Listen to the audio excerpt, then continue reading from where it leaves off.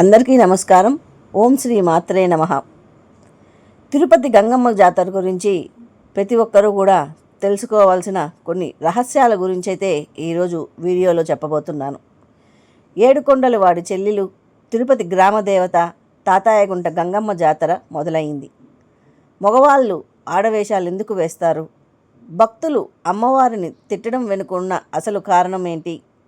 అసలు పుష్ప సినిమాలో ఉన్న జాతర తిరుపతి గంగమ్మ జాతరేనా అన్నవి పూర్తి వివరాలు ఈరోజు మనము ఈ వీడియో ద్వారా తెలుసుకుందాం. అసలు తిరుపతిలో జాతర ఎందుకు జరుపుకుంటారు? అసలు ఈ జాతర వెనుక ఉన్న చరిత్ర ఏంటి అన్నది ఇప్పుడు తెలుసుకుందాం. సుమారు 900 ఏళ్ల క్రితం తిరుపతి పరిసర ప్రాంతాల్లో పాలించే పాలెగాడు అనే కామాంధుడు మహిళలను వేధించేవాడు. వాడిని అంతం చేయడానికి గంగమ్మ తల్లి అవిలాల గ్రామంలో జన్మించింది. ఆ దుర్మార్గుడు భయంతో దాక్కుంటే వాడిని బయటకు రప్పించడానికి గంగమ్మ రకరకాల వేషాలు వేసింది. ఎగతాళి చేస్తూ తిట్టింది. చివరకు వాడిని సంహరించింది. ఆ విజయానికి గుర్తుగానే ఈ తాతాయగుంట గంగమ్మ జాతర జరుపుకుంటారు. జాతరకు వెళ్ళడం వల్ల భక్తులకు కలిగే ప్రయోజనాలేంటి అన్నది తెలుసుకుందాం. జాతర కేవలం భక్తి కోసమే కాదు, ఇందులో శాస్త్రీయ మరియు సామాజిక ప్రయోజనాలు కూడా ఉన్నాయి. మొదటి ప్రయోజనం ఆరోగ్యం. వేసవి తాపం నుండి రక్షణ కోసం రాగి అంబలి, పానకం, చలివేంద్రాలు జాతరలో ఏర్పాటు చేస్తారు. ఒంటికి పూసుకునే సున్నం, గంధం శరీర ఉష్ణోగ్రతలను తగ్గిస్తుంది. రెండవది మానసిక ప్రశాంతత. జాతరలో బూతులు తిట్టడం అనేది ఒక ఆచారం ఉంది. దీనివల్ల మనసులో పేరుకుపోయిన కోపం, ఒత్తిడి వంటి ఎమోషన్స్ పోతాయని మనస్తత్వవేత్తలు కూడా చెబుతుంటారు. మూడవది సామాజిక సమరసత. కులమతాలకు అతీతంగా అందరూ కలిసి పొంగళ్ళు పెడతారు. ఇది ఐక్యతను పెంచుతుంది.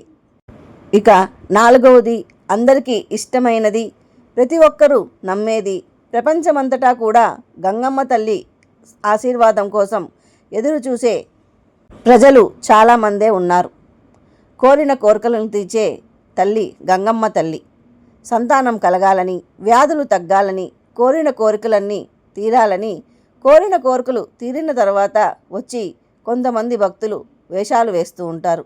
అందులో ప్రధానంగా బైరాగి వేషం, బండ వేషం, మాతంగి వేషం వంటి వేషాలు వేసి గంగమ్మ తల్లికి మొక్కులు తీర్చుకుంటారు. మరొక విషయం, పుష్ప సినిమాలో మీరు చూసిన జాతర మరి ఎక్కడో జాతర కాదు, అది తిరుపతి గంగమ్మ తల్లి జాతరే. దేశ విదేశాల నుంచి తిరుపతి గంగమ్మ తల్లి జాతరకు ప్రజలు, భక్తులు వస్తూ ఉంటారు. ప్రతి ఒక్కరి కోరికలను తీర్చే గంగమ్మ తల్లి జాతర ఈ మే 5వ తేదీ నుంచి ప్రారంభం కానున్నది. మే 5వ తేదీ చాటింపుతో ప్రారంభమయ్యి 6వ తేదీ బైరాగి వేషం, 7వ తేదీ బండ వేషం, 8వ తేదీ తోటి వేషం, 9వ తేదీ దొరవేషం, 10వ తేదీ మాతంగి వేషం, 11వ తేదీ సున్నపు కుండలు, 12వ తేదీ గంగమ్మ జాతర, 13వ తేదీ విశ్వరూప దర్శనం. లక్షలాది మంది ప్రజలు తిరుపతి గంగమ్మ జాతరకి వస్తారు. 13వ తేదీ జరిగే విశ్వరూప దర్శనానికైతే కొన్ని లక్షల మంది వచ్చి భక్తులు మొక్కులు మొక్కుకొని వచ్చే సంవత్సరం ఆ మొక్కులను తీర్చుకుంటారు. వెంకన్న చెల్లెలు మన తిరుపతి గ్రామదేవత గంగమ్మ తల్లి ఆశీస్సులు అందరిపై ఉండాలని కోరుకుందాం.